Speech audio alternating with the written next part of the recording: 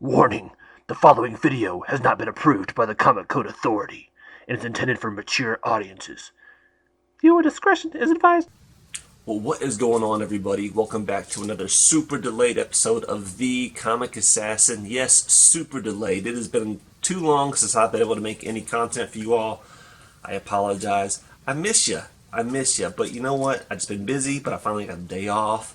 Finally got to catch up on some sleep. And I was like, you know what? Today I'm going to make a video.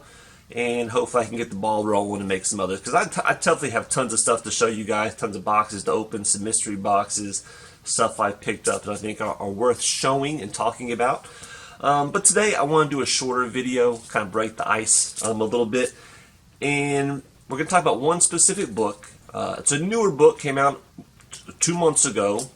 Received a lot of attention, especially on the secondary market. And with that being said, has received a lot of opinions.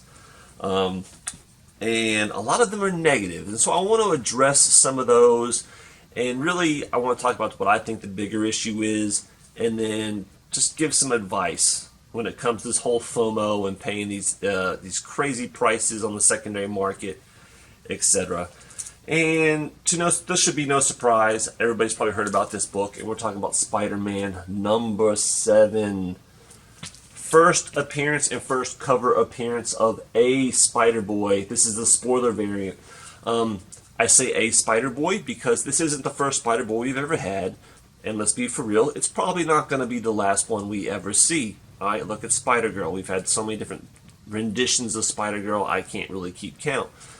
But out the gate, before comic book shops were even able to open up their doors and sell you a copy of this cover particularly was selling for 2 to 3 times cover price on the secondary market, specifically eBay. Alright, and so I knew, I was like, here we go. It's sold out in all the online retailers. The secondary market, it's going for double, triple price. Like, this is going to be one of those books we see on these top 10 lists. And sure enough, it has been on the top 10 list. And depending on what list you follow, this book has basically been on the top 10 list every week for the last 2 months. And what happens when that happens, you know? People here on YouTube, they make their content and they discuss these top 10 lists, which I think are awesome, but sometimes they get a little bit more opinionated and basically they tell you not to buy this book. Don't buy this book. And mind you, they were telling this when it was still a $15, $20 book. Don't buy this book. Alright? So let's just jump into that. First off, you spend your money how you want to spend your money. Well, like anything, it's always a gamble. You know, especially on the secondary market when it's because the hype and everything, there's going to be some winners, there's going to be some losers. It's like anything, you always try to buy in cheap.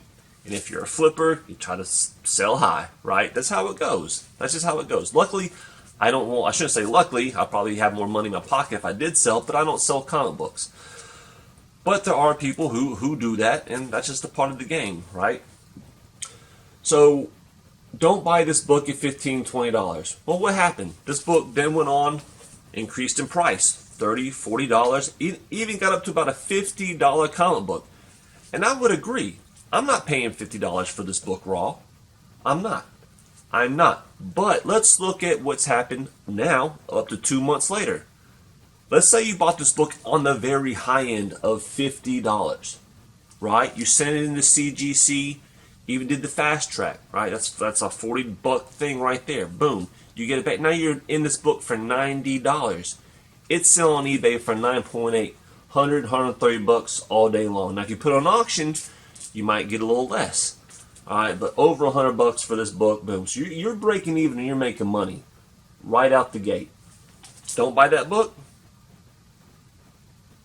Like I said, and that's the only reason why you would do that if you were just on the short flipping game. You came out on top. Now the question is for the long haul, right? If you bought in this book for, an exorbitant amount of time, money, how's it going to hold up over time? And that's what we don't know. We don't know. All right, that's the nature. That's just the nature of it. So what I say to that is just be comfortable with what you're spending. You know why you're buying the book. Just Just be cautious. That's all I'm saying. But for someone to tell you not to buy it for that reason or that reason, I just explained to you on the short flip game why those people were, in my opinion, wrong. You know, you could have bought this in the high end, got it graded, and you still making money. All right. Another reason people tell you not to buy this book: one, they just don't like the character. They don't like the way he looks. They make fun of his shoes. They can make fun of the kind of the storyline. And I get it. Hey, if you don't like the character, that's totally fine. A lot of people are saying don't buy into these Spider-Verse characters, and I agree. There are so many Spider-Verse characters that they're pumping them out, right? Some are going to hit, some are going to fail. That's just the way to it, and I would agree with that too. You know, to a point. But to say don't buy this book strictly because they're one of these multiverse characters, to me is pretty laughable. I get it. I'm not a multiverse fan. There's only one Spider-Man I want to see, and his name is Peter Parker, and that's just me. That's just me. I'm kind of old school in that regards. But we have to face that there's a lot of people, especially newer collectors, that all they know when it comes to Spider-Man, and not just Spider-Man, a plethora of characters, and even into DC, all they know is the multiverse scenario, right? So it's very common. You just look at the movies. Look, the new Spider-Verse movies out right now, doing phenomenal. The first Spider-Verse movie did great. I had people who didn't even like necessarily, don't even read comics, and that was the best Spider-Man movie they've ever seen. I mean, I liked it. I wouldn't go that far, but I mean, hey, everyone has their own opinions, but we can't deny that people are interested in it, and therefore that relates back to comics, and people like reading it. All right? Also, we do have a few, multiverse characters in the Spider-Verse especially that have done pretty well, right? I mean, let's look at the big one. Would you told somebody back in the day not to buy Ultimate Fallout 4? Well, if you did, you probably feel dumb now, right? You probably do. And I'm not saying this guy's going to be the next Miles Morales. I'm not saying that at all. I'm just saying on the pure mindset of not buying something because it is a multiverse / Spider-Verse character, it's kind of folly, right? In the end, you buy what you want. My biggest issue with this is what's going on the secondary market. Now, it's one thing for me as a citizen, go in a comic book shop, buy this book for how much I pay for it, go on eBay and try to flip it for a few dollars. That is one scenario. But what we're seeing now is we're seeing retailers playing the secondary market. And to me, you can't do both. Not on New Comic Book Day you can't, in my opinion. So for all these people who are selling these books for 2 to 3 times cover price before comic book shops open up, to me that's the ethnic line, of where we need to stop supporting that kind of behavior. All right, so for instance, you don't see Midtown, you don't see Things from Another World, you don't see all these other like online retailers. You don't see them upcharging a book on pre-order based on its height. You don't do that. They're not supposed to do that. Same thing with your comic book shop. They're not supposed to do that. All right, in order for someone to be able to get this book to sell to you, they have to have a subscription to Diamond, correct? Which means they have the retailer status. They have to be buying at least $400 or $500 worth of books each week in order to get these. A comic book should not be paid for any more than what's on that cover price on the day, that Wednesday, on New Comic Book Day. Period. It shouldn't. But what we're seeing more and more of is people playing the secondary market, and that pisses me off. That pisses me off. And there's some people who don't even hide it anymore. So you can go to eBay. You see this a lot on Whatnot, where the people own a shop. They have a shop. You can see their shop in the background. And they're flipping these things on a Tuesday. Auction them off for 3, 4, 5 times cover price. Granted, it's an auction. They might start it at $1, and of course the hype's gonna drive it up. That's what we need to stop supporting. Now, I have no problem with a comic book shop getting copies, holding back one or two, a week later, put them up on the wall for whatever price they want. I'm okay with that. But if I was to go to my comic book shop and see this book on the wall the day it comes out for anything other than cover price, that's a good way to lose my business.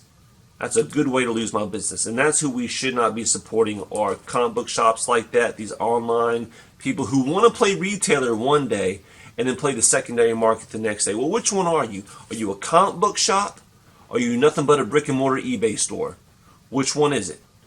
Which one is it? And I'm being very specific about new comic books. Right? I know, yeah, I mean, you're not going to get this book and then 2 months later just keep selling it for cover price if the thing's 4 or 5 times cover price. I mean, I get that. That's reality. That's the business world.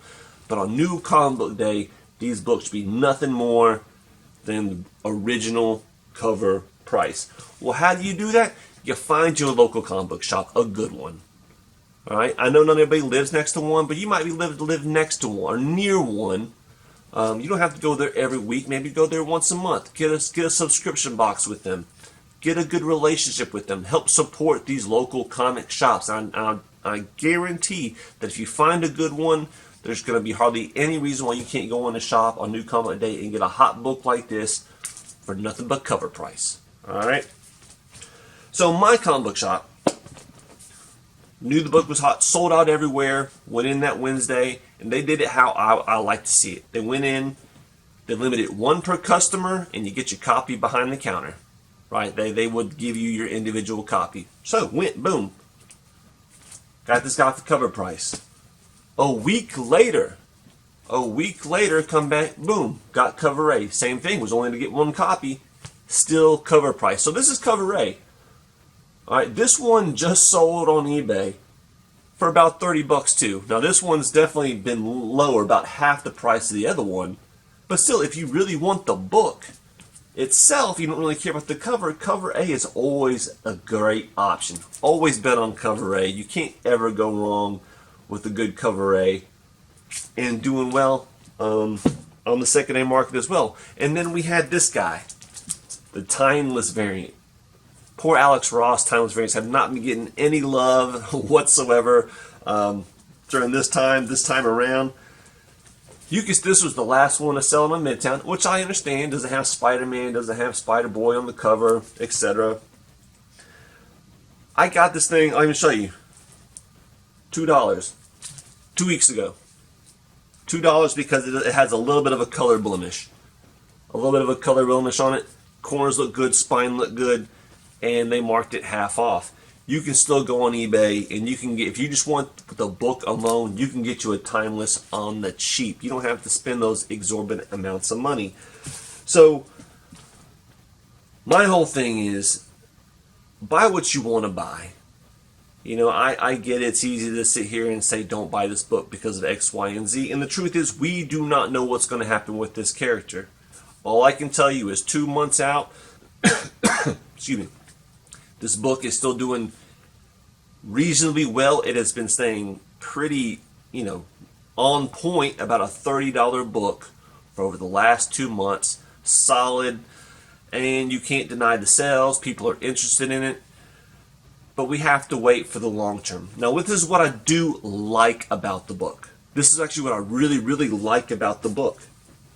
Why is this book hype in the first place? Like I said, we get all sorts of new characters all the time in the Spider-Verse. Why this one? It's because Dan Slott, the writer, he pumped this book up beforehand. He told everybody, there's a new character coming out. I'm really excited about this character. I'm excited about this character is gonna, he's just basically pumping up this new character. That's what I like. If you go to any of those top 10 lists right now, go to those top 10 lists one, and tell me how many books out of that top 10 list aren't inspired because of a rumor of a movie or a video game or a TV show, etc. Almost all of them, right? Not this one. This one's completely internal. This one's completely about the book and nothing else but the book itself and this character. And that's what I love. I love seeing, it might be FOMO, but that's the kind of FOMO I love. Right? It might just be something awesome going on with the character. It might not in the later days. Who knows? But that's what I like. It's not because of a rumor or something to do with the MCU and all this. No, it is purely because the writer is really excited about this character, and now it's just time to see if he executes and if that translates over to the fans. That's what I really like about this book and the FOMO behind this book. Now, with that being said, we've already got the first appearance. We've already gotten a second appearance. The other book you need to keep an eye out for is The Edge of Spider-Verse #3, which comes out, I think it's June 21st. So in 2 weeks, we will get the origin of this guy. And I think after that, usually you can tell, is this going to be a character people want to stay on board with, or is going to be quick to drop? Who knows? Who knows? But that is a book that I would recommend. At least keep it on your radar. It's one that you can probably go ahead and start pre-ordering. I know the final cutoff date is already passed for that book. But like I said, go get it for the cheap. Cover price at your local comic book shop. Don't be paying these crazy prices on the secondary market. And there you go. That is my 2-3 cents on this book. Buy it if you want to buy it. Don't buy it if you don't want to buy it. But if you do, just be careful. Just be careful with your money. If you're okay with spending it, spend it. Yeah, that's it. Anyway, thank you for checking out the video. Please come back. I got a lot of stuff to show you that I've been spending my money on. More than original cover price for sure. So, yeah, I hope you all have a great day. Have a great weekend. Be blessed. And I'll see y'all later. Peace.